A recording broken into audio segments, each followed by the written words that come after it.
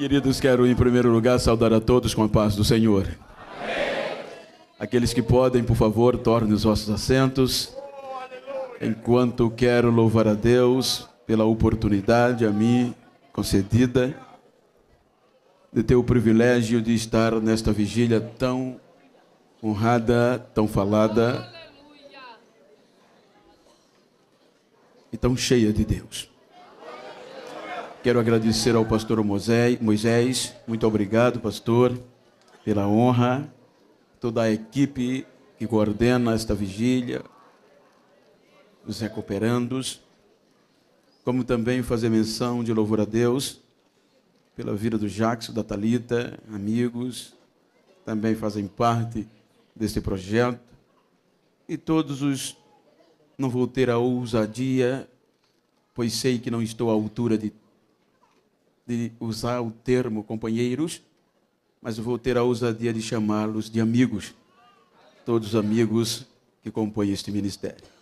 Que Deus recompense-os ricamente. Queridos, também rever o cantor Júnior, pastor Macedo, Rubens, é uma alegria ímpar de reencontrar estes homens. Quero louvar a Deus pela vida do pastor Samuel, irmã Jaqueline, pela receptividade tão calorosa. Quero registrar os meus agradecimentos a vós. Queridos, eu sou de uma cultura nordestina. Eu fui criado numa área rurícola, muito pobre. Mas eu tive o privilégio de nascer numa família pobre, mas uma família honrada. E sempre meu pai me ensinava, como eu sou o penúltimo dos filhos, na época de 12, 13, e ele falava que algum dia a gente poderia se tornar ser alguém. Mas independente de onde a gente chegasse, quando estivesse alguém mais importante, a gente tinha que se sentar. E eu louvo a Deus por nesta noite ter o privilégio de estarem ocupando o mesmo púlpito de homens tão honrados, e dentre eles quero usar a vida do homem que tem marcado a nossa geração, pastor Napoleão. E eu tenho um pouquinho de juízo, e guarde-me, Deus, de abrir a boca onde o Senhor está. Então, esta honra é sua, pastor.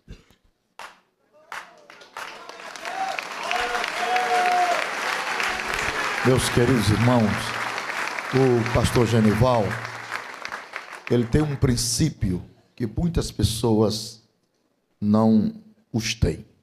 Chama-se princípio de educação doméstica. É o que acompanha ele. Ele não é um homem que está no pinclo das letras, mas é um homem que teve uma criação.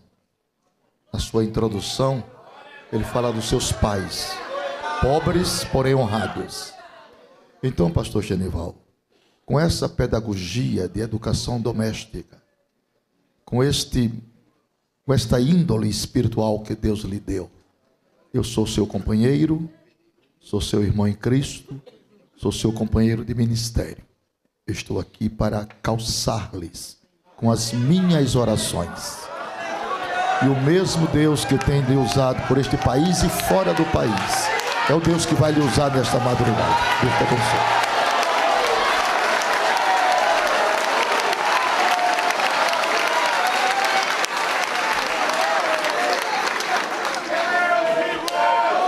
Glória a Deus.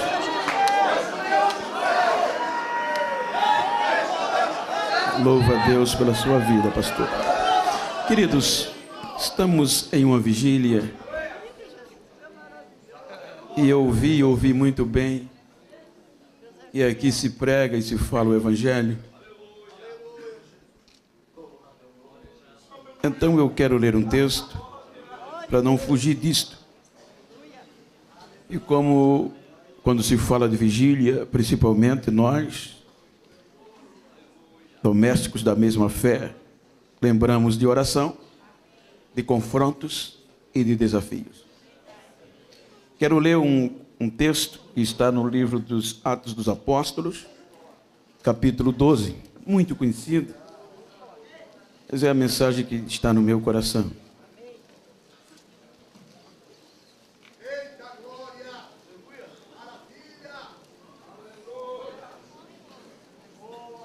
Quantos irmãos acham? Quero fazer menção de um amigo, pastor Fagundes, Anderson Fagundes, um amigo que Deus tem me dado nesse estado, pastor Silvano.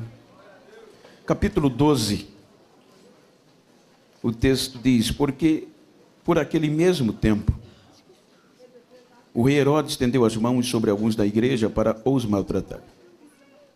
E matou a espada Tiago, irmão de João. E vendo que isto agradara os judeus, continuou mandando prender também a Pedro.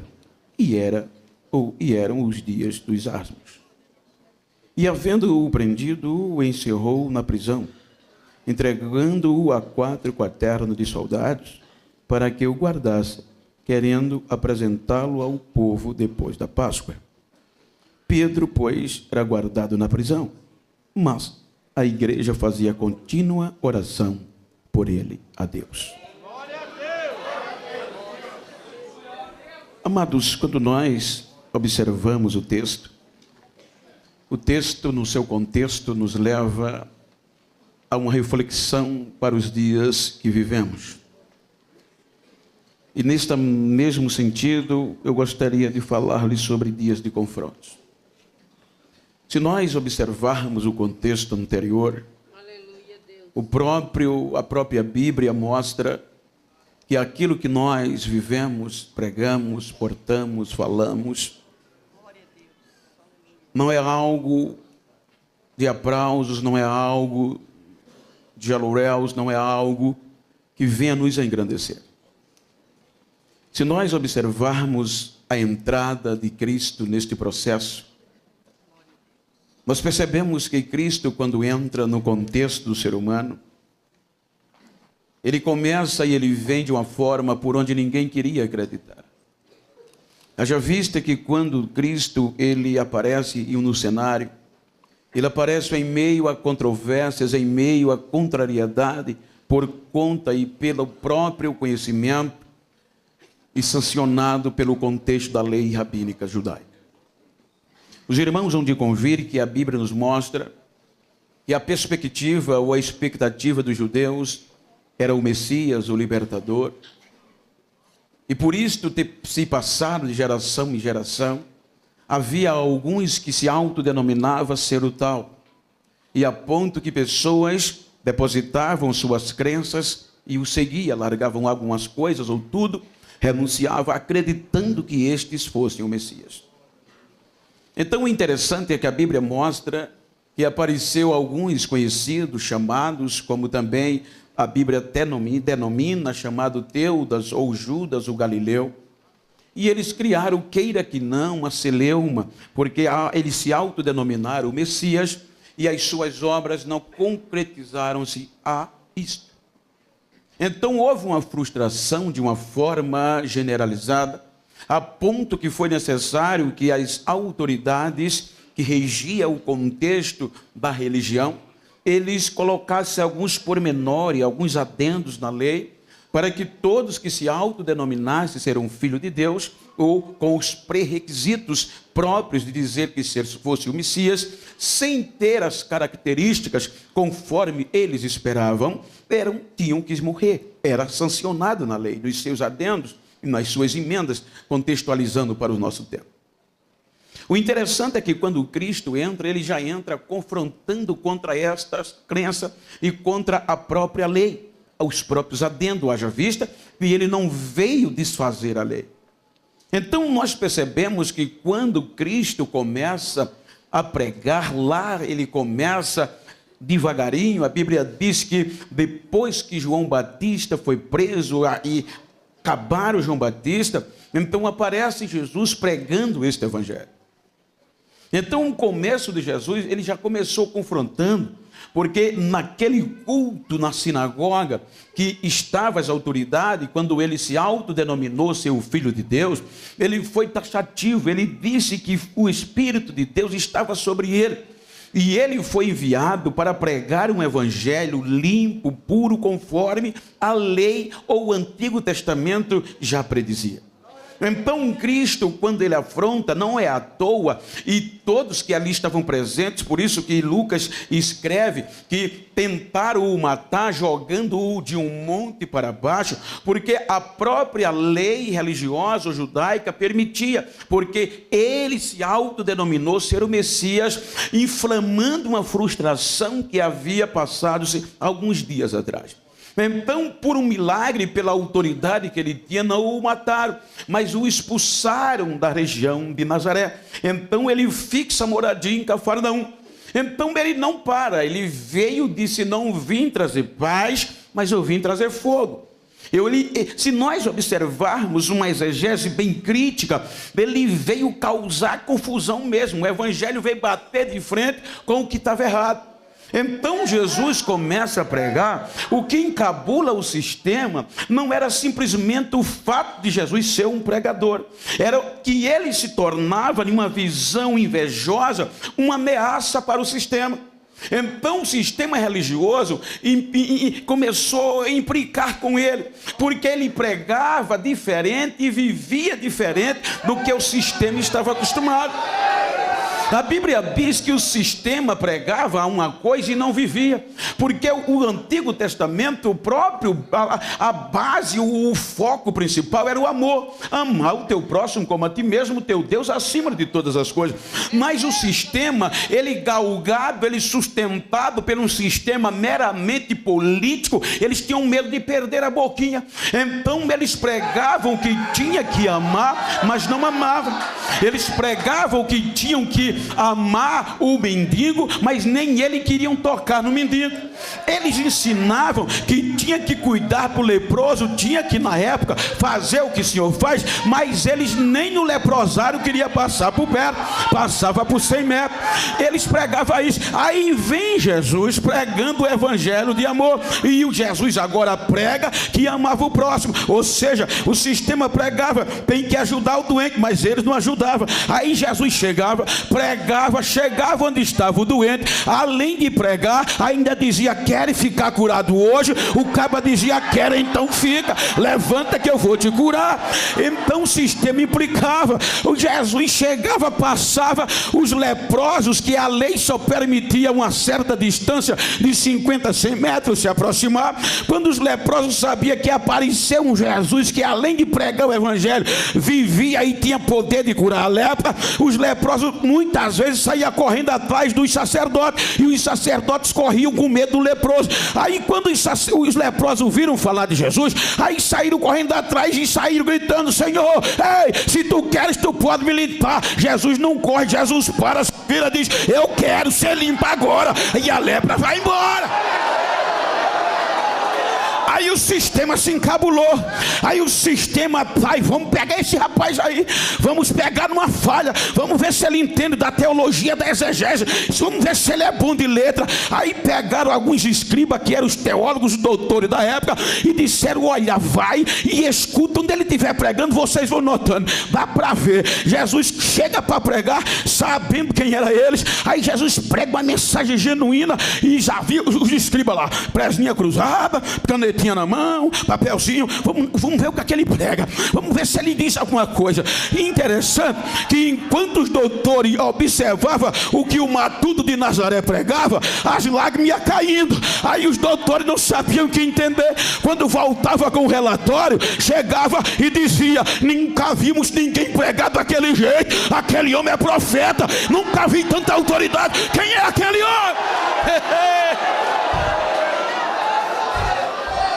Confronto. O evangelho nunca andou de mão dada com o mundo. O santo nunca teve conchavo com o imundo, com o impuro, com o profano. Tem que ter confronto. E o santo sempre vence. Aí disseram: não tem o que fazer. Veja que Jesus passou 3 anos e meio pregando, perturbando, salvando, curando, batizando, e ninguém pegava ele. Aí Jesus se entrega voluntariamente. Eles não conseguiram pegar Jesus. A Bíblia diz que fizeram pesquisa, colocaram emboscada, colocaram pessoas para descobrir, e ninguém conseguia pegar Jesus. O mais perto que chegava, voltava convertido.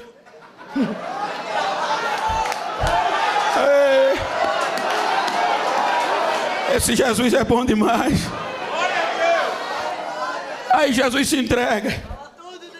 Quando Jesus se entrega, veja que ele mesmo disse: se eu quisesse, eu rogaria o Pai, e ele enviaria os seus anjos. Eu não precisava de vocês, mas tenho coisa melhor para vocês. Ele vai à cruz. Me permita, pastor Napoleão e estudiosos, partir de um pressuposto histórico, segundo alguns historiadores. A Bíblia mostra que Jesus começou a ser julgado à noite, que já era contrário à lei, porque a lei não permitia ninguém ser julgado à noite. E se casos fosse julgado durante o dia, tinha direito à defesa. Mas tiraram isso de Jesus. O julgamento romano foi cruel. Até meia-noite. A meia-noite começou na casa de Anás. Quiseram agora tirar a casca mesmo. E como não encontraram um crime, quando Jesus se autodenominou ser o Filho de Deus, aí baixaram uma acusação: blasfêmia. Ele blasfemou, então vai morrer.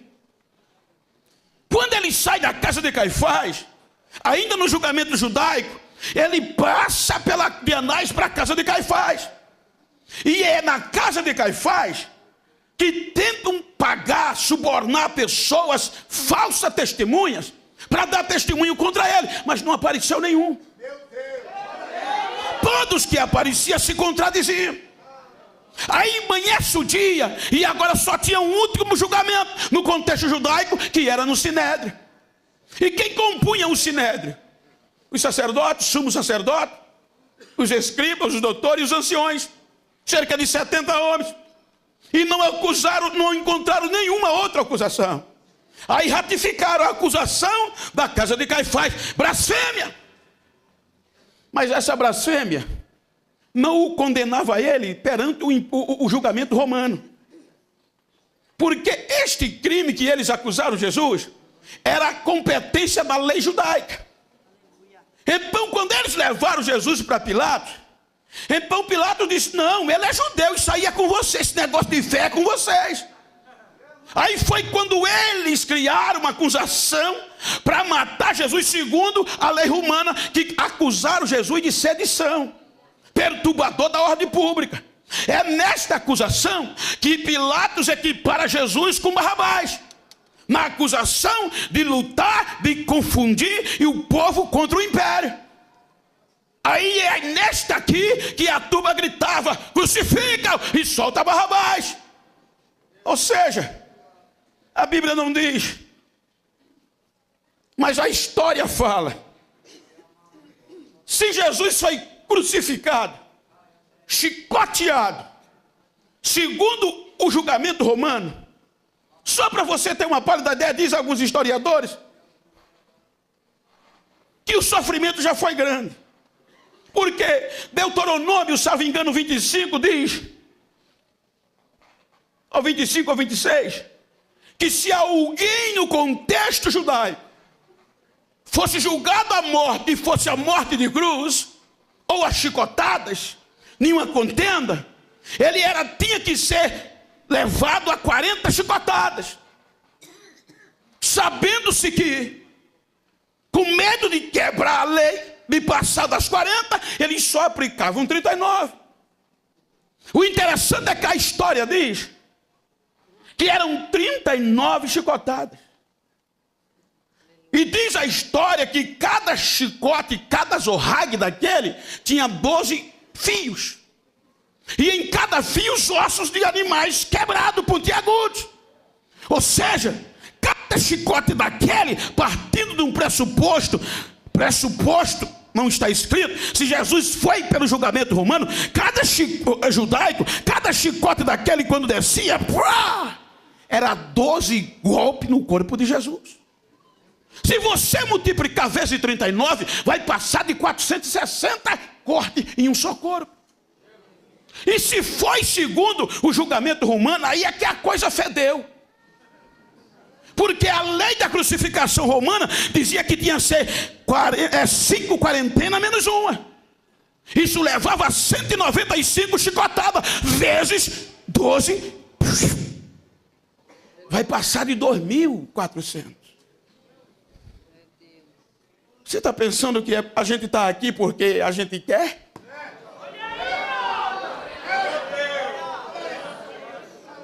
Diga para quem está ao seu lado, o preço foi alto. É por isso que Satanás deixou você chegar aqui. Porque ele não tem mais nada a ver com você. Dilaceraram Jesus. Toda vingança do sistema e toda vingança do diabo contra a humanidade e toda a ira de Deus foi só nele. Descarregaram tudo nele. E às vezes as pessoas perguntam: Bento, por que tu só prega chorando? Como não chorar, meu irmão?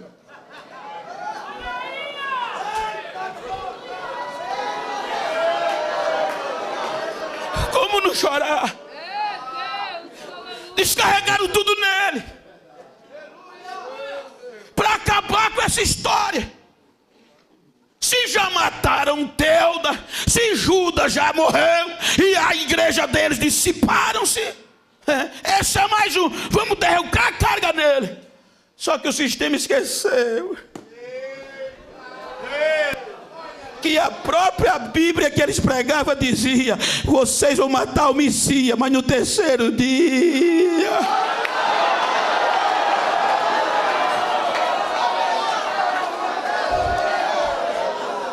Jogam ele na cruz, jogam no túmulo.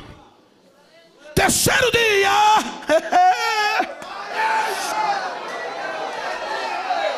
O túmulo está aberto. E agora quem vai ficar com o confronto? Ele chega para a igreja e diz: todo poder foi me dado no céu e na terra. Agora é com vocês. Vão, preguem, façam discípulos de todas as nações, e eu vou estar com vocês todos os dias até a consumação do século. O interessante, amados, é que Jesus vai aos céus. E para esta igreja, a qual a gente faz parte até hoje, não era fácil. Porque o sistema aproveitou e ludibriou a realidade. A Bíblia diz que eles subornaram os soldados e se espalhou em todo Jerusalém e circunvizinhança que Jesus estava morto. E os discípulos roubaram o corpo dele. Agora, quem ia crer nesse evangelho? Você podia pregar de rodar num pé só. Mas a mente do povo estava catequizado que Jesus morreu. Então eles se escondem. Eles tinham juízo. Se a gente pregar, morre. Ele disse que vai mandar alguém para nos ajudar. Vamos esperar, mas tem que ser escondido.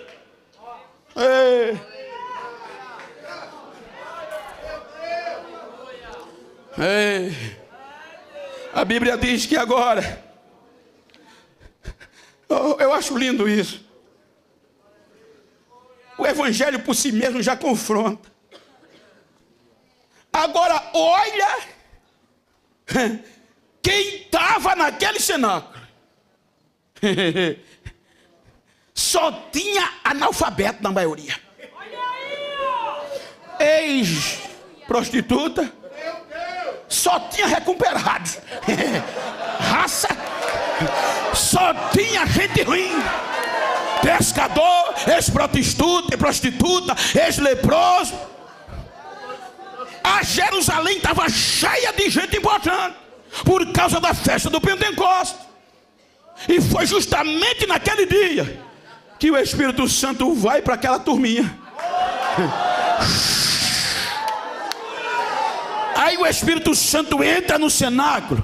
E sabe o que provocou o alvoroço? Isso é lindo, a Bíblia é tremenda. É que agora tanto universitário, doutor de toda parte do mundo estava em Jerusalém, ficaram assustados. Porque viram saindo lá do cenáculo, onde só tinha gente bruta. Agora eles observaram que de lá estava vindo línguas bonitas. Como? Quem era hebreu ouvia os irmãos falando em hebreu. Quem era medo via os irmãos falando em médio. Quem era da região de Patos via os irmãos falando na sua língua. Ou seja, os irmãos falavam cada idioma de cada nação. Mas não só tem analfabeto lá. O que é que está acontecendo? Aí correram para lá. Não, tem alguma coisa estranha.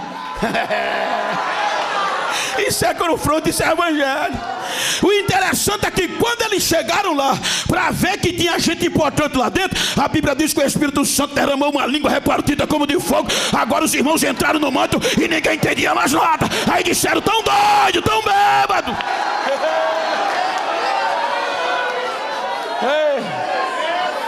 Ei, evangelho. Evangelho é loucura, diz, né, pastor? Evangelho é loucura para quem crê. É assim? Não. O evangelho é loucura para os que perecem. Não entenderam nada. Aí disseram: tá doido. Aí agora Pedro, que foi sacudido pelo aquele negócio lá, que nem escrever sabia, partindo de um pressuposto da mensagem aqui, não tinha um anelzão no dedo que nem eu. Analfabeto até o tutano.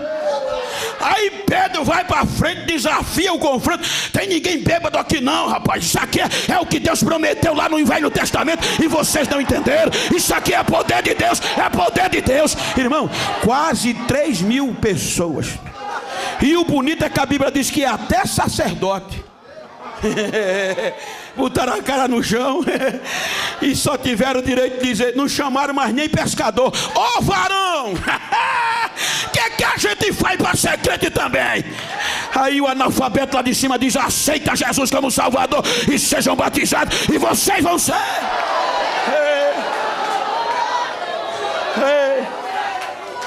Agora ninguém sustentava mais. A Bíblia diz que o poder agora não dependia mais só, não era só falar. O bonito era que a coisa era tão grande, os milagres eram tão constantes, que os irmãos viviam constantemente em vigília. A Bíblia diz que Jesus fazia milagres cada dia. Com a segunda pregação de Pedro, mais 5.000. Agora imagina 5.000 crentes. E todo dia Jesus salvava. Não tinha aquele negócio de crente andar e igreja em igreja atrás de milagre, não. Não vou para ali porque vai estar pregador fulano e vai ter milagre, não. A Bíblia diz que eram os milagres que corriam atrás dos crentes. O negócio era tão bom e tão real e tão verdadeiro que a Bíblia diz que onde tinha um crente, o milagre já descia de céu procurando aonde é que mora um crente aqui. Eu quero pegar ele, eu quero pegar ele. Os milagres seguiam aqueles que acreditavam e iam atrás dele.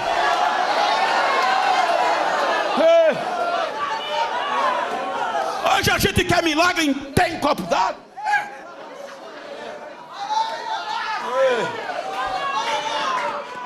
Diga para quem está ao seu lado: corra, se não quiser milagre, porque se quiser hoje ele vai te pegar.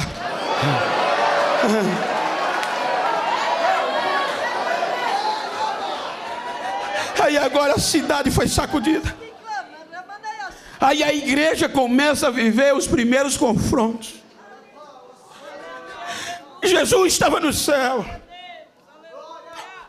O que era que Jesus fazia com a igreja? Só piorava, no bom sentido. Porque a igreja não tinha moleza. E quanto mais a igreja crescia, mais a prova vinha. A Aí agora o sistema desencadeou tudo. O que é que está acontecendo? Aí o sistema se coloiou com quem no Antigo Testamento ou antes de Jesus eles não queriam nem saber. A Bíblia diz que agora a igreja foi alvo de uma perseguição do sistema no contexto religioso. Por quê? Por causa dos milagres. Então, quando diz Atos dos Apóstolos, capítulo 5, que o sistema, os sacerdotes, ortodoxos e ultra-ortodoxos, movidos de inveja, fizeram uma coalizão com os saduceus. E quem eram os saduceus? Um grupo extremamente religioso que não acreditava em ressurreição. Eles eram os doutores contra a ressurreição. Se eles dissessem que Jesus não tinha ressurreição, eles faziam a cabeça do povo facinho. Eles eram os homens especializados nisso aí, no contexto acadêmico. Aí o sistema se coloia com ele. Eles vão pregar e ensinar que não há ressurreição. E vamos ver até onde vai esses milagres. Para me piorar, pega eles e joga na cadeia, no sinédrio, que era a prisão pública. O texto diz: colocaram os apóstolos na prisão pública por causa dessa inveja. Quando prenderam os crentes, os apóstolos, agora os saduceus, com o sistema, marcaram uma reunião para o dia seguinte. Os irmãos foram presos no final da tarde e no dia seguinte já tinha uma reunião urgencial. Aqui tem obreiros, pastores, empreendedores, empresários, sabem. Isso é do ser humano. Você não consegue juntar uma reunião de um dia para a noite. Tem que ser um caso, por mais extremo que seja, não está todo mundo. Passa um mês e às vezes falta quase a metade. Isso é notório do ser humano. Mas o negócio apertou tanto que a Bíblia diz que eles, durante a noite, começaram a convocar todo o sinédrio e anciões e jogaram os irmãos na cadeia. Parar esse negócio aí de milagre. Enquanto eles convocavam a reunião da noite, a Bíblia diz que o anjo do Senhor entra na prisão pública. Você está entendendo que não é só da glória, o negócio é pesado, mais do que o que a gente imagina? Aí o anjo chega lá na cadeia. Agora o interessante é que a cadeia é fechada, os soldados tomando conta. Aí o anjo diz aos apóstolos: saia, vamos sair daqui. Eu quero que amanhã cedinho, logo cedo, vocês vão lá no templo central pregar. Então eles não sabiam. Quando amanhece o dia, todo mundo na reunião. Diz o Atos dos Apóstolos, capítulo 5. Com inveja, parar esse negócio aí, não vai ter mais milagre. Eles estão presos. Aí quando abre a pauta, era urgencial. Manda buscar os presos. Quando o mensageiro chega lá, os soldados de plantão, cadeado na porta, quando abriram a cadeia, vazia. Dá para entender? Dá para entender?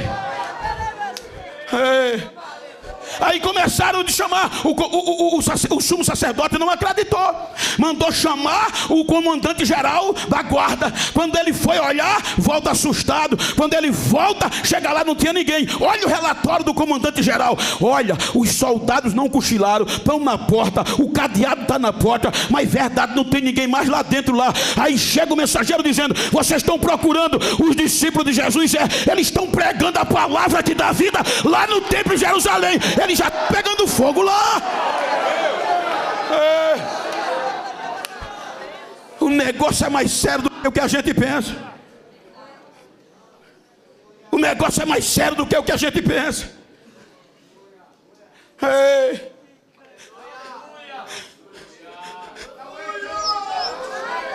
Hoje a gente não se prega mais isso. Não se quer mais pregar.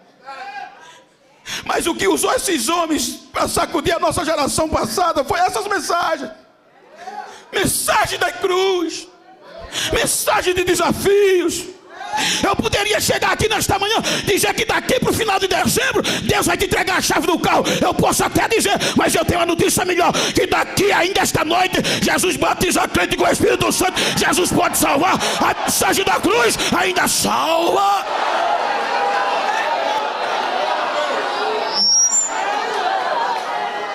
Mensagem da cruz não dá mais ibope.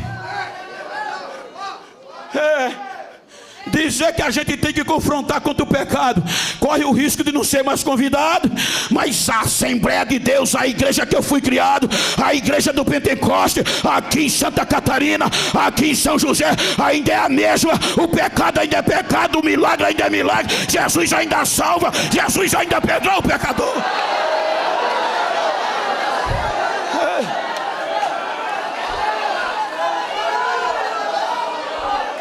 O sistema bateu pesado, mas quanto mais batia, mais Jesus salvava. Quanto mais apertava, mais o milagre acontecia. O que mudou? É grande Deus. O sistema não prevalecia, porque a igreja não se deixava se corromper. Eles venceram. Parou a prova? Não. Aí agora a gente vai seguindo o período da igreja. Milagres todo dia. Nem precisava orar muito. Jesus ia na frente. Diz a história que enquanto eles abafavam 2, Jesus já tinha 4 na frente. Aí quando a gente chega no capítulo 11, agora a gente vai deparar que além da crise religiosa, da perseguição, aí agora Paulo e Barnabé são protagonistas de uma grande vigília de oração. Eles e alguns outros profetas. Eles colocavam o joelho no chão e oravam. Oravam. Foi naquela oração, naquela vigília, que a Bíblia diz que Deus, o Espírito Santo, levantou o profeta Ágabo para profetizar. Olha, agora além da crise, da perseguição religiosa, olha o que é que Deus faz. Usa o profeta para dizer: está vindo uma grande fome aqui na Judéia. Vencer o sistema religioso eram os milagres. E agora para vencer a fome? Aí você vai ver no capítulo 11, que agora os irmãos se preocuparam com a assistência social. Agora não precisava mais de milagres. Na sua maioria não era evidência. Agora os irmãos saíam na casa de um e de outro. Não 1 quilo de feijão. A gente precisa fazer uma cesta básica para mandar para a igreja tal. Fulano está na crise, a fome já chegou. Aqui não tem moleza não, meu irmão.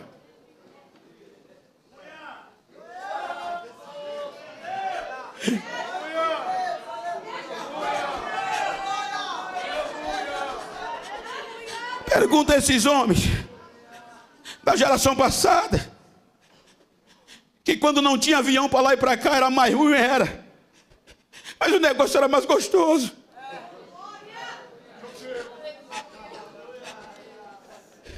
Porque para chegar num lugar como esse, eles perderam muito. Eles passavam meses dentro de um ônibus quando tinha. Mas quando eles chegavam, os irmãos já estavam com a boca aberta, esperando o derramado do Espírito Santo. Não tinha moleza. Aí a Bíblia diz que quando a fome desencadeou-se, o sistema ainda no calcanhar da igreja.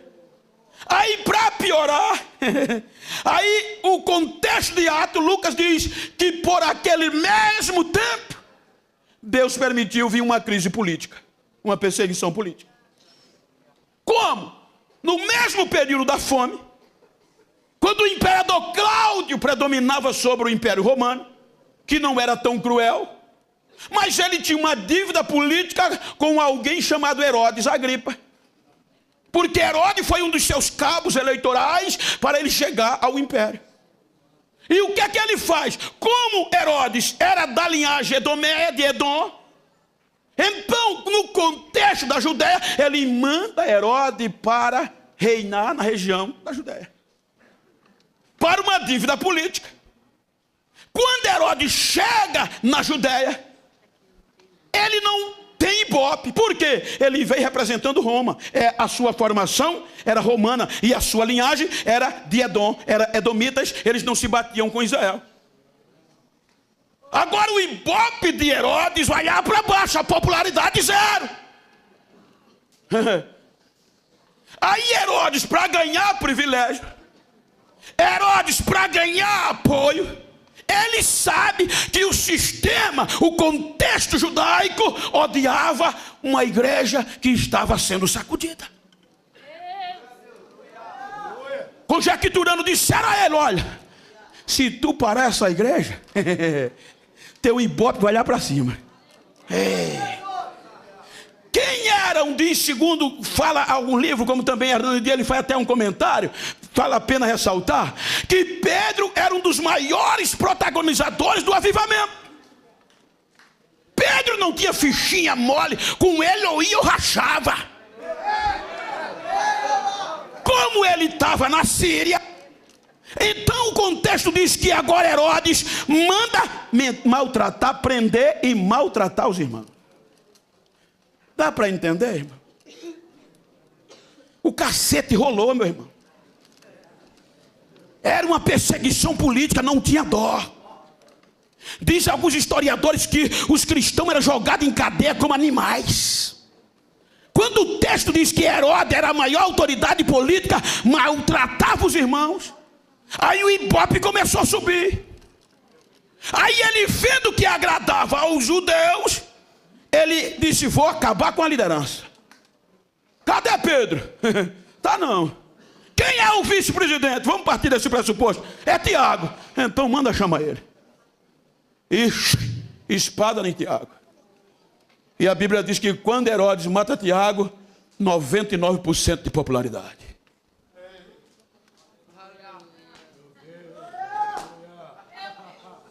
Ei.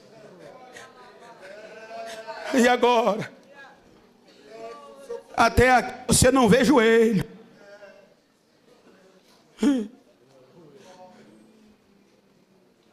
Agora o cacete rolando. Aí chega o período da Páscoa, onde todos os varões tinham que estar presentes. Aí Pedro veio da Síria. Quando Pedro bota o pé em Jerusalém, a notícia já chegou no palácio. O Pedro chegou, o perturbador. Ele está aí, tá. Prega ele, prende ele. Aí Herodes mandou prender Pedro. Aí está nas entrelinhas. Aí disseram a ele: tenha cuidado. Mas por quê? Lá no capítulo 5 atrás, prenderam ele. E prenderam no prisão pública no final da tarde, durante a noite, no outro dia estava vazio. Aí Herodes disse: então vamos colocar ele no presídio de segurança máxima. Quero ver quem vai tirar. 16 soldados. Ai, miserável! Como era comum na prisão romana, corrente na cintura, grudada no calcanhar e até a mão, e um soldado algemado no lado e outro no outro. Foi no cego, como diz o nordestino. Aí, como a lei não permitia, a lei judaica, matar ninguém durante os dias dos ázimos ou da Páscoa, aí Herodes joga ele no presídio de segurança máxima e joga ele lá dentro. E agora?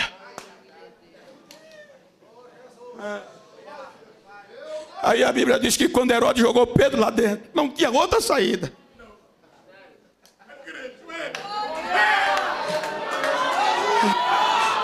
A Bíblia diz que era Pedro na prisão. E a igreja botou a cara no pó. Aonde? Tinha uma igreja com tapete bonito? Tinha não. Tinha uma igreja com microfone sem fio? Tinha não. Aonde era? É na casa da irmã Maria. Só tem lá. Vigília lá.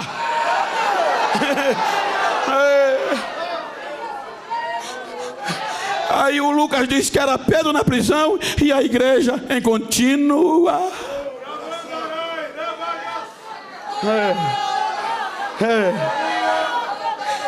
Dia e de noite. Contínua. Não tinha hora para terminar. Começou, só vai parar quando Jesus entrar lá dentro e tirar ele. Mas o presídio de segurança máxima. Mas a oração vai entrar lá. Dá para ver hoje, irmão. Eles não podiam ficar 24 horas. Sempre, na ótica, na lógica humana, eles trocavam. Mas dá para ver até hoje. Era um saindo e o outro chegando. E aí? Não, Pedro ainda está lá. E como é que está a oração? O fogo está pegando, eu deixei aceso. Deixa comigo que eu vou continuar. Eu vou continuar soprando lá dentro. Fogo de dia e fogo de noite. Como dizia o meu pastor, diga para quem está ao seu lado. É fogo por cima, fogo por baixo, fogo por dentro e fogo por fora. Acabou.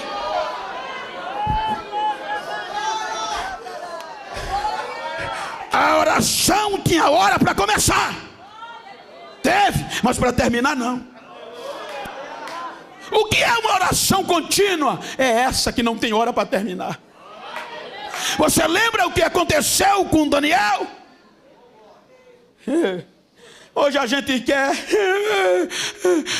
Eu jejuei um dia, eu já orei meia hora e nada.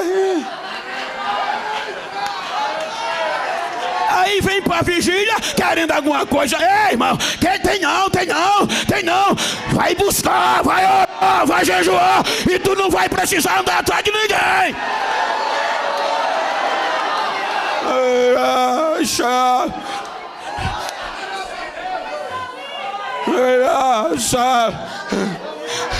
Eu estou numa igreja pentecostal, não estou? Tem alguém frio aí? Tem alguém pentecostal aí? Tem? Então diga para quem está ao seu lado, aguenta aí.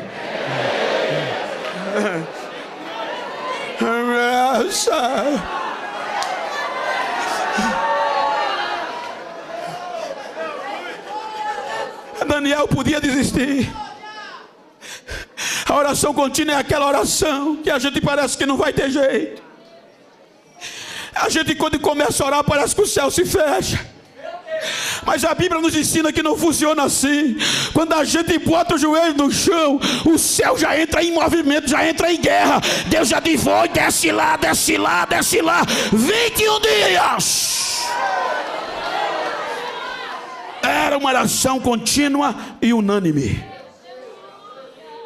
Era crente sem estar entregado do outro. O assunto era o mesmo. Me dá uma casa agora? Não. Ei, glória por casa não. Agora é Pedro sair de lá. Depois vem a casa. Primeiro é Pedro. Todo mundo falava uma língua só. Só que eles na oração, Pedro algemado entre 2 soldados, com 16 soldados alternando na vigilância. A oração era tão poderosa que a Bíblia diz que Pedro, eu fui para a psicologia e não consegui entender. Eu procurei a psiquiatria, foi pior. Não há justificativa humana. Pedro estava algemado, sabendo que era a maior autoridade política que havia prendido ele. E o terrível conseguia dormir. Hoje só precisa um filho da gente gripar, a gente perde o sono, né? Como diz o pastor, tem que babar mesmo, pastor. Tem que deixar o travesseiro molhado, porque tem alguém, sempre tem alguém orando. Diga para quem está ao seu lado, os que oram por ti sempre está em maioria.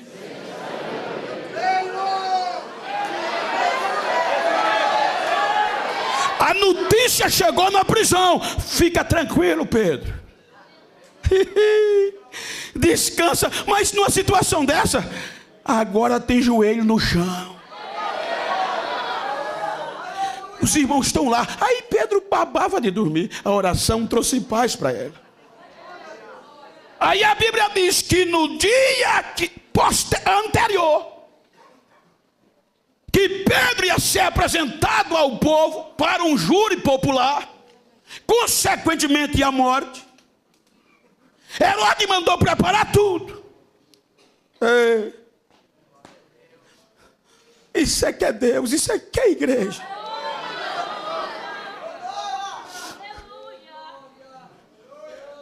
Eu não sou saudosista, eu costumo dizer, pastor.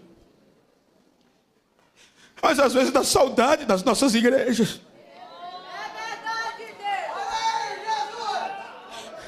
Com todo respeito aos meus companheiros, veja que eu estou falando num contexto construtivo, para não entender errado.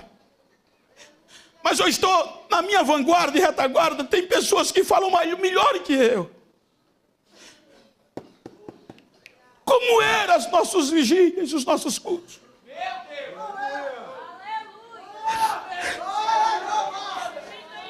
Quantos popstar tinha nos nossos cultos, nas nossas vigílias?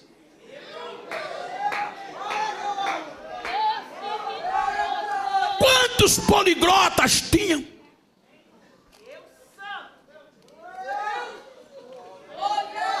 Quantos doutores? Eu estou mostrando a vantagem que a gente tem sobre eles. Não estou no contexto pejorativo, estou falando da vantagem que a gente tem. Você chegava nas vigílias, tinha dificuldade de mandar os irmãos levantar do joelho.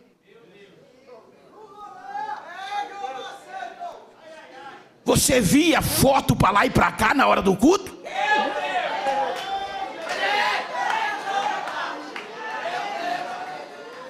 Essa semana eu estava pregando em um congresso e inventei de levar minha esposa. E a irmã não saía da frente do púlpito. Ela se agoniou. Desde de tirar foto do meu marido, como é que você vai se encher desse jeito? Meu Deus do céu, quebrou. Tinha não. Tinha não. Tinha não. A coisa era tão redondinha, havia tanta credibilidade, tanto de lá como de cá, que ninguém acertava valor para pregar o evangelho. Precisava pegar a conta para depositar não, porque para abençoava, quando não abençoava dizia, mas o pregador ia cheio de Deus. Hoje a gente tem tanta vantagem, mas só vou se me der 10. Nada contra, pelo contrário. Ei. Agora a pergunta é da velha guarda, como terminava os cultos, como eram os cultos? Quantas vezes eu não carreguei crente dentro de carro de mão? Doente não podia andar. Por quê, pastor? Adoeceu? Não, era embriagado pelo poder de Deus. Quantas vezes precisava trazer um popstar para movimentar o negócio? Não. Quando abria a harpa que começava a cantar, Jesus começava a batizar de lá para cá e o fogo caía.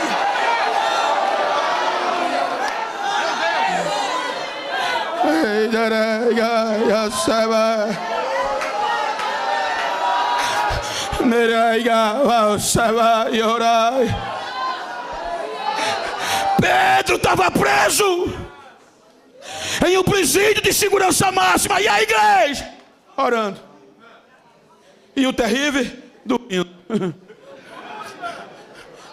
2 soldados, um no lado, outro de outro, com as algemas todo acorrentado.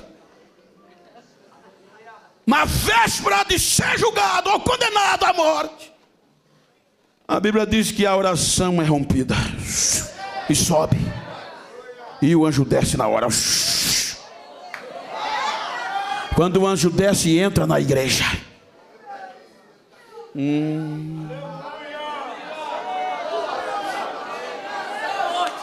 passa na oração e vai direto para a prisão. Quando chega na prisão, veja que Pedro estava dormindo. Aí o anjo chega, dá um toquezinho no lado dele. Ele se esperta. Vamos embora, rapaz. Mas pega a capa, vai, calça o sapato, vamos embora. Irmão, a oração é terrível. Ela mexe o céu por dentro. Agora, olha, o texto é categórico e a história também. Pedro estava algemado entre 2 soldados. Era comum, um soldado algemado no braço direito e outro no esquerdo. Quando o anjo toca, os soldados não podiam dormir. Mas quando o anjo entra, Pedro acorda e os soldados começam a dormir. e as algemas são quebradas.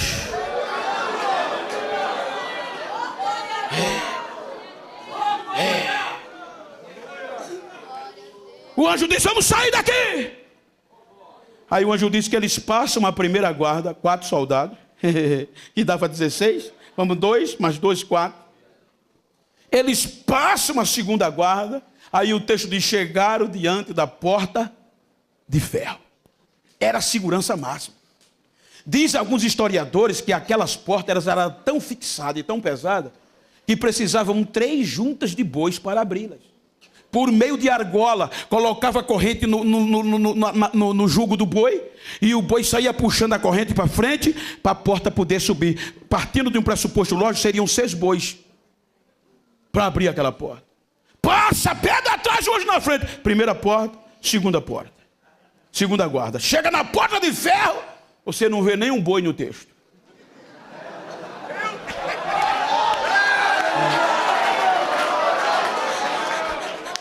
O que aqui tem no texto, pastor? Joelho de crente. Quando ele chega na porta de ferro, a Bíblia diz que a porta se levanta sozinho, abre sozinho.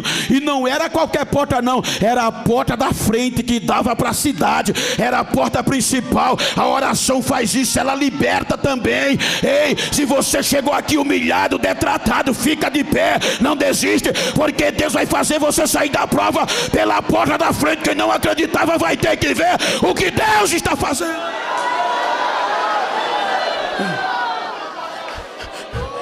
Pedro, sai!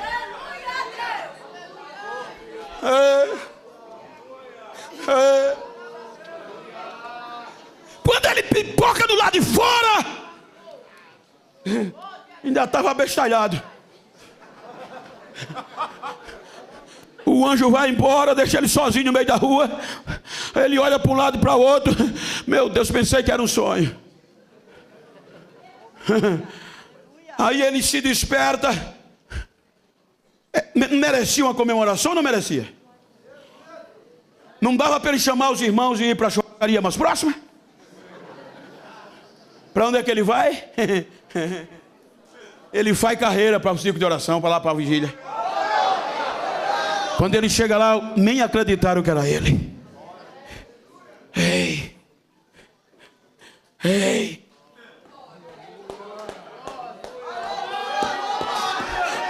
Ei. O princípio não mudou. Essa igreja era tão cruel, essa igreja era tão destemida, que nem o fogo parava ela. Outro dia eu estava pregando em um congresso lá no Zurique, pastor, e depois fui para Turino. E o pastor foi me pegar, preguei. Nunca vi um culto como aquele, parece que era o meu último culto.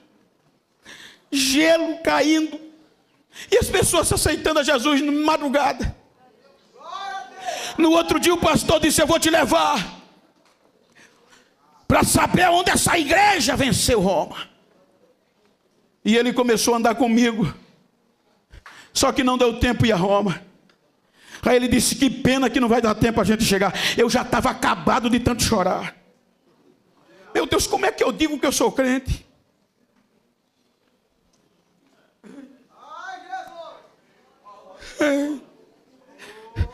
Os irmãos não tinham direito que a gente tem.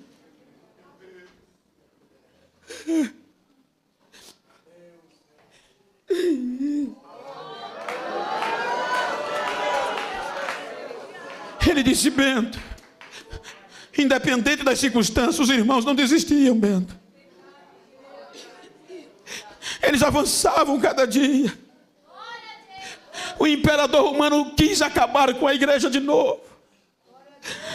Bento, ele preparou um tacho de fogo bem grande de azeite inflamável, fervendo, Bento, e prendeu os cristãos daquela região para amedrontar o resto. Se os crentes não desistissem, eles iam jogá-los dentro daquele tacho, pegando fogo.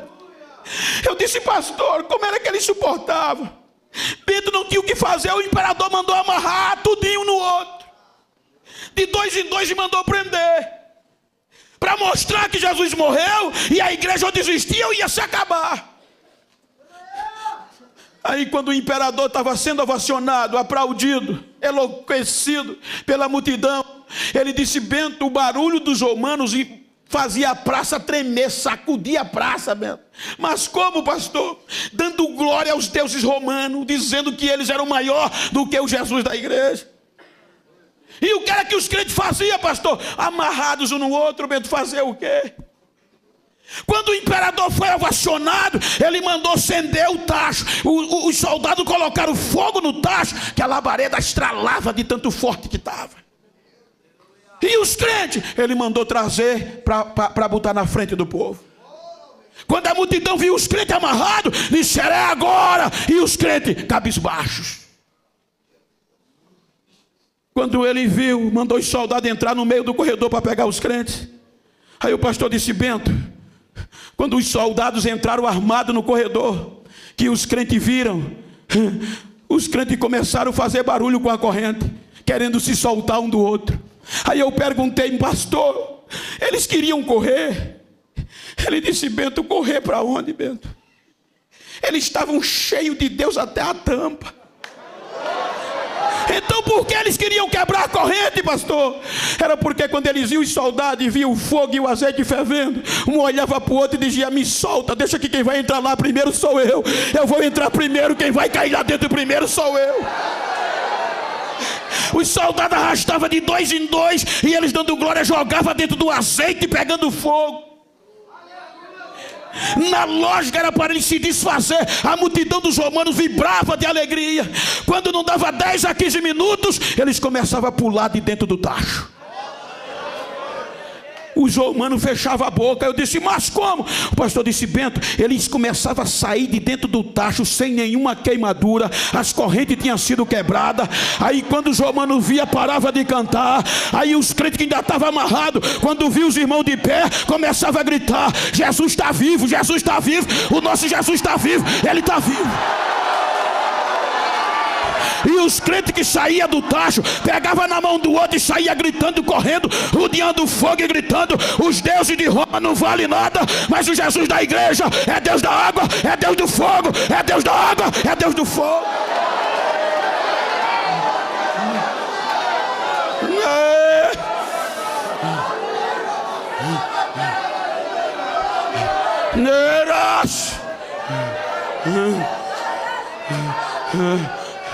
Hoje estamos light demais. O sistema quer nos abafar.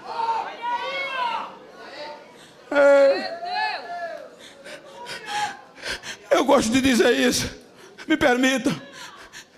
Vieram me dizer, terminei o curso pela Universidade Federal do Rio de Janeiro, teologia.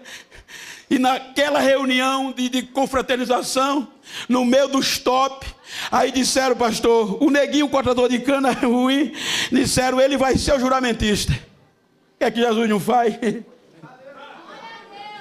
Aí agora, eu no meio dos top, doutor, recebendo o canudo, o anel no dedo. Aí na recepção: Bento do céu, tu é doutor Genival Bento. Mas o que é que tem a ver? Bento, século 21 chegou. Pode pregar como pregava, mas não, meu filho. Mas como? Pode dar muito lugar, mas não pode dar vazão, mas não. Você chora demais, não pode mais chorar, é feio. Se chorar, Bento, tem que ter ética, tá certo. O matuto, o pentecostal, quando chora, ele faz assim, ó. Aí eles disseram: não pode, Bento, se chorar, ó. Se suar, ó. É feio, é século 21. Só tem gente importante na igreja. Tá certo, doutor. A ética diz isso, tá certo. Não estou falando contra a ética. Bento, tu tem que se afastar do microfone. Não deixar nem tocar no teu lábio, Bento. Não pode estar andando para lá e para cá no altar. Fica no cantinho certo. Se quiser se movimentar, 2 passinhos para cá, volta. 2 passinhos para cá, volta. E não pode falar em línguas estranhas quando estiver pregando. Pode não, é feio, quebra a ética. Não dá para mim mim não, doutor. Eu sou da Assembleia de Deus. Eu nasci no meio do fogo. Eu sou pentecostal. Cadê a geração pentecostal? Cadê a geração pentecostal?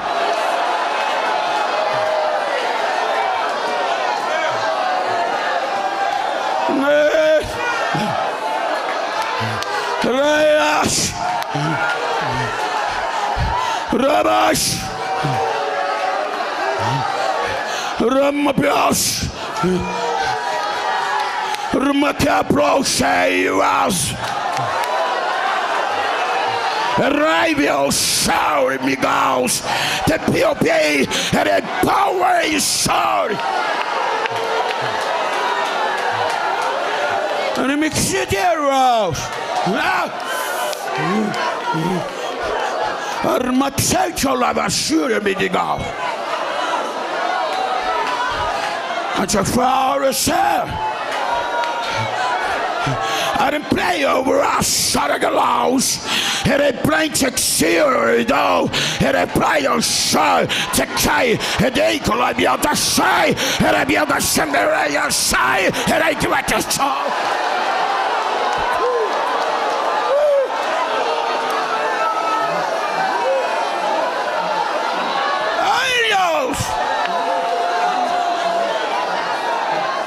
Piapios. Ayo Ramas. Animigo da ya faf. Remember your guys. I senegate your blast. I go Chicago the lost. I pray your taxato, and I glay a song, right? Taxato full black side, and I glay a sound of song.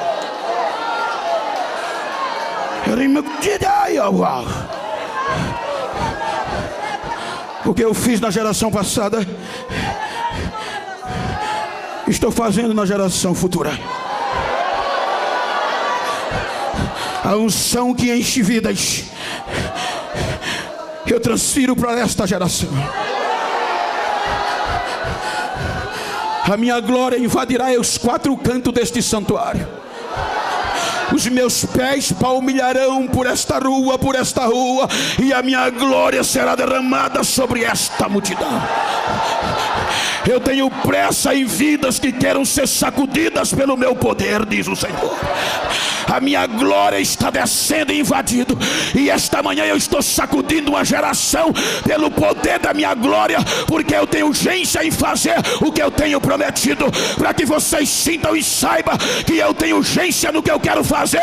Recebam a apoteose do meu Espírito no meio de vós, diz o Senhor desta igreja, agora!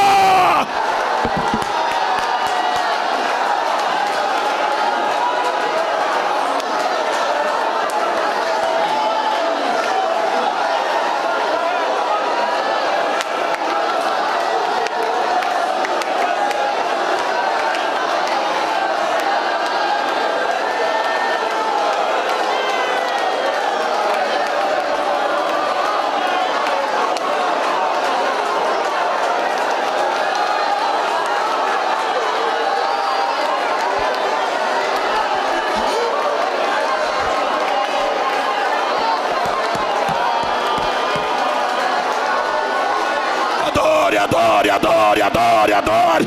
O Espírito Santo está levantando alguém aqui em línguas estranhas e está falando com a igreja.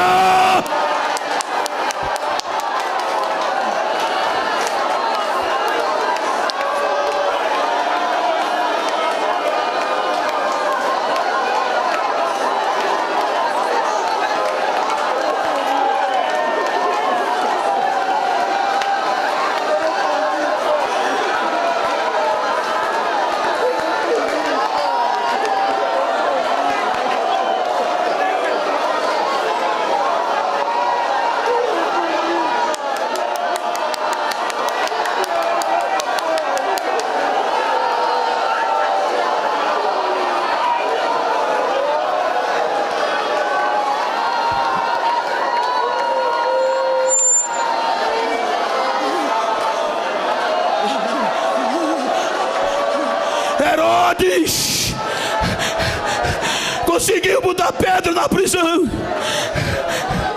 Herodes conseguiu algemar Pedro, mas Herodes não parou uma igreja que ora.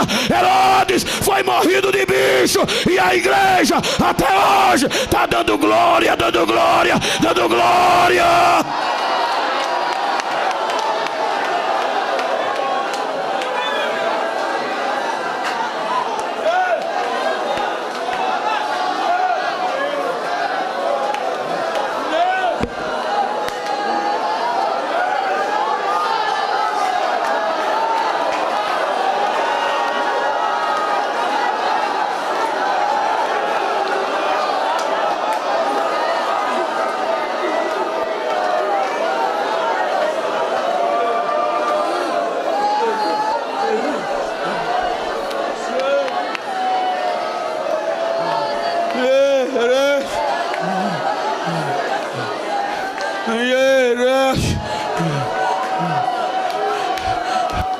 Século 21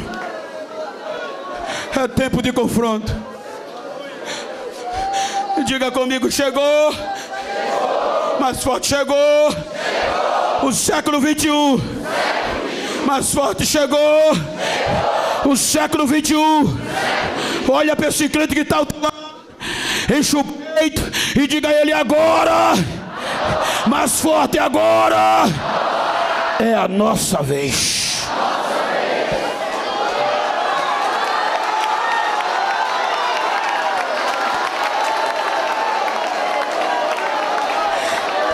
O inferno tem que saber que no meio dessa pós-modernidade, no meio dessa crise, ainda tem um crente, ainda tem crente doido por Jesus, ainda tem crente que fala em língua em praça pública, ainda tem crente cheio, cheio, cheio. Quem quer ser cheio, quem quer ser cheio, recebe a unção que está descendo agora.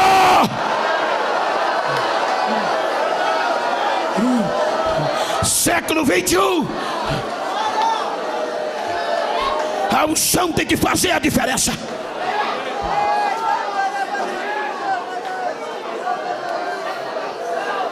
Eu falei lá em Pissarra, permita repetir, que é um testemunho meu.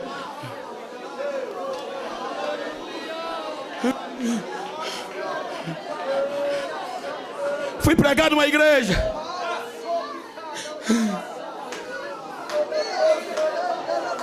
Hoje tem YouTube, Facebook,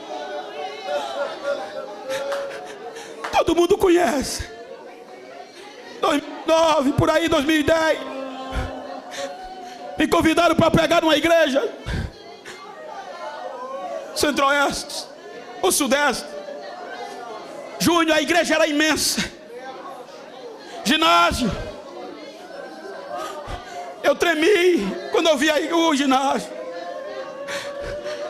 Só tinha catedrático no altar, na sua maioria. Quando eu fui subir do altar, o pastor não me conhecia. Aí viu o pretinho subindo, aí perguntou: quem é aquele moreno? O coordenador perto disse: é o pregador do evento. Meu Deus, de onde ele é? É de Maceió, Nordeste. Rapaz, 25 mil pessoas, só tem graúdo aqui. E tu vai convidar um preto do beiço virado para piorar nordestino? Quer acabar com o congresso? Não teve meio termo. Levantou e me encontrou antes de eu chegar no sentar. Genival, não vai dar para tu pregar hoje não. Olha para o púlpito direitinho, só tem graúdo. Tá bom, pastor, fazer o quê? Vai ficar triste? Não vou nada, que é isso? Quando ele disse isso, virou as costas e foi sentar. Só que Jesus sabe o que faz. Antes dele sentar, pastor, ele se virou, olhou para mim. Quando eu ia lá para o último banco, ele disse: vem cá. Quando eu cheguei, ele disse: olha, eu vou te dar 10 a 15 minutos, tá bom? Pastor, não precisa não, 10 a 15 minutos. Nem pregar, Bento, já entra logo, porque depois vai gente grande pregar. Tá certo. Me entregou o microfone, nem direito de orar eu tive. Quando eu preguei o microfone, já entrei com 220. Quando deu 15 minutos, Jesus disse: agora eu vou mostrar quem sou eu. O neguinho saiu e Jesus entrou. Pense em 25 mil pessoas viradas de perna pro ar. O Espírito Santo começou a quebrantar. Era gente correndo, gente batizando, gente desmaiando. Os doutores perderam a ética, começaram a dar pulo, começaram a profetizar. O pastor começou a chorar, falar em língua. Olhava para mim chorando, só tinha o direito de dizer: vai negão, vai negão, vai negão. É contigo, negão, tu é o cara, negão, tu é. É a unção, é a unção, é a unção que faz a diferença. Século 21 tem que ter unção.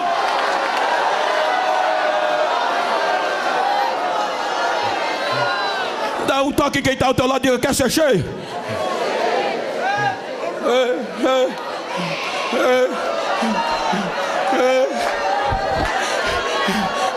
Senhor, derrama agora o que tu deres derramar. Sacode as nossas vidas aqui agora, Senhor. Estamos no raiar de um novo dia, pelo privilégio que o Senhor tem nos dado neste dia. Herodes não conseguiu conter, porque a igreja é tua.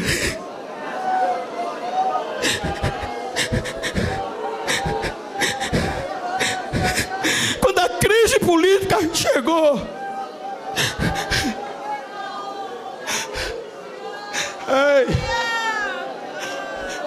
quando a maior autoridade política perseguiu a igreja não foi para a rua fazer protesto.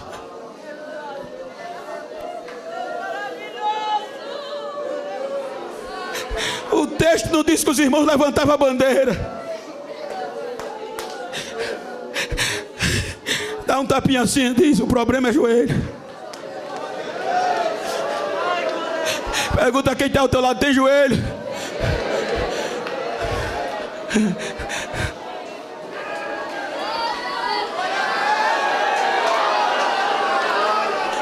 Levanta a tua mão assim, debaixo da submissão dos pastores, de quem eu sou submisso na minha retaguarda, pela direção do Espírito Santo de Deus.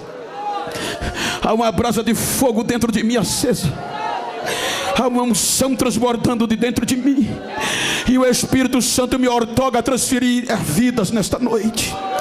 O Espírito Santo está levantando vidas aqui em um projeto mais que especial nas suas mãos.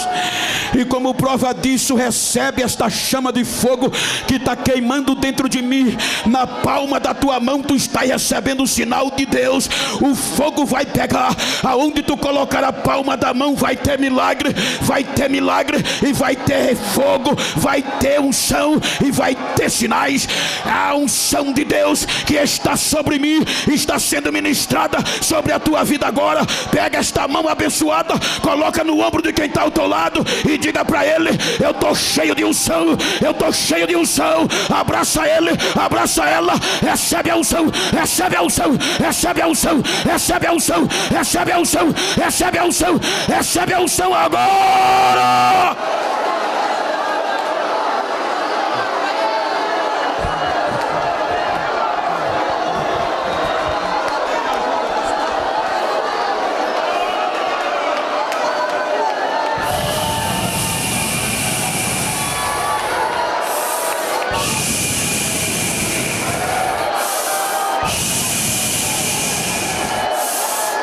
Sopra, Espírito de Deus, como um vento veemente, impetuoso, enche esta casa onde todos nós estamos reunidos, e apareça agora, apareça agora, apareça agora, línguas repartidas como que de fogo, as quais comece a pousar sobre cada um deles, e faça com que todos sejam, todos sejam, todos sejam cheios, cheios, cheios. Eu estou falando cheio, eu estou profetizando cheio, eu estou gritando cheios do Espírito.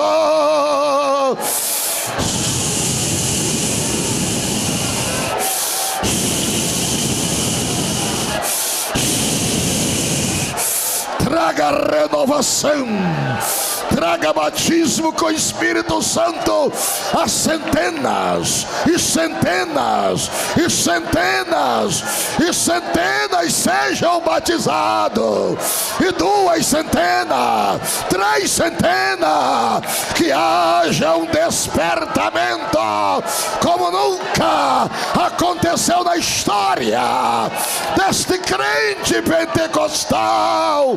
Que a glória desta casa seja maior do que a primeira. Xarabacandalas.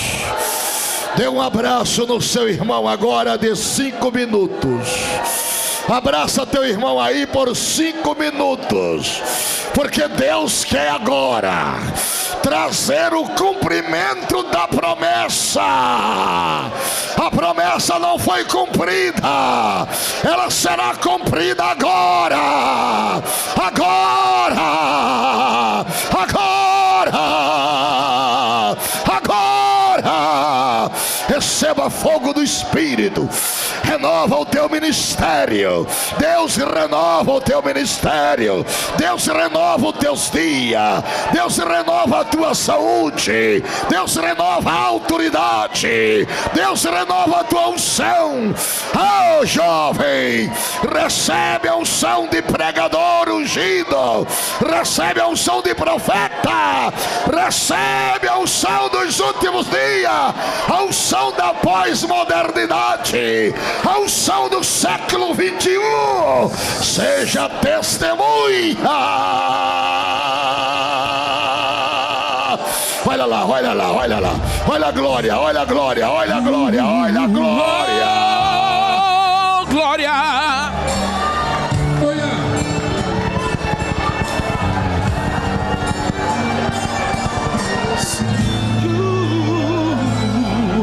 Com o coração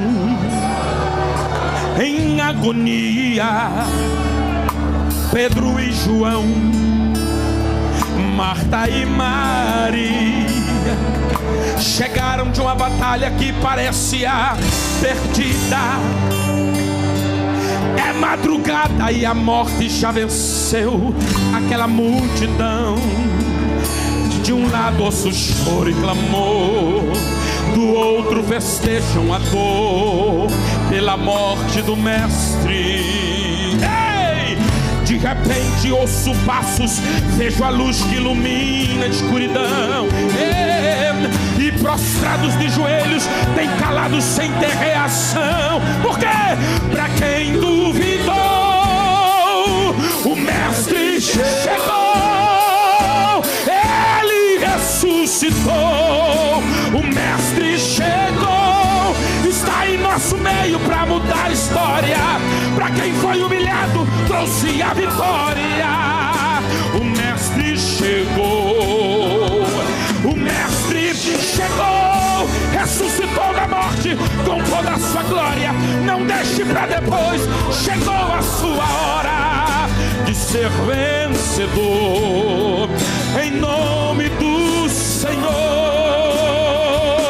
Ele está aqui, Ele está aqui.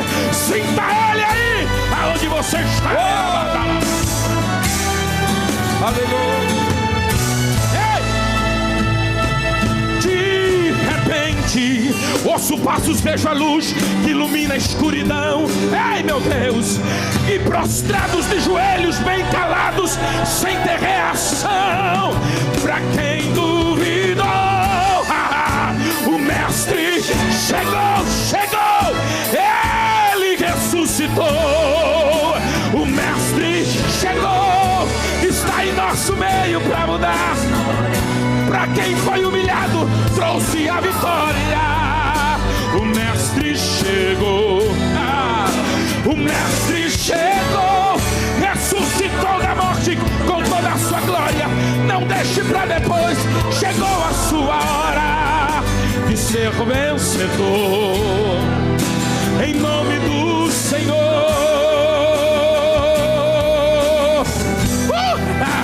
em nome do Senhor, você é o vencedor, porque Ele ressuscitou.